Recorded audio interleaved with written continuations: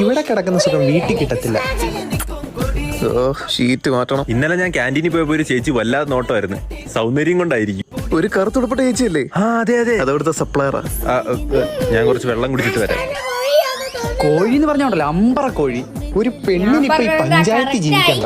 ഞാൻ ഒരു പെണ്ണിന്റെ പടം വെച്ച് ഇൻസ്റ്റാ അക്കൗണ്ട് തുടങ്ങി. ആദ്യം മെസ്സേജ് വരുന്ന അവന്റെ.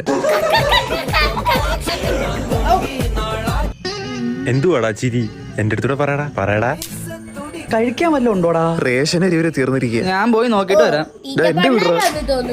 തീറ്റാന്നൊരു വിചാരമേ ഉള്ളൂ. തിന്നൊന്നും പൊളിച്ചു. ഒരു ചക്ക ഉണ്ടോന്ന് ചാരി വെച്ചാ ചക്ക ഏതാ അവനേതാന്ന് അറിയാൻ പറ്റാത്ത അവസ്ഥയാ.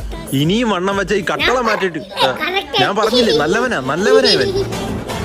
ഹലോ, ഇടിയാ 5 മിനിറ്റ് കെട്ടിയിട്ടേക്കണവനോടാ ഞാൻ.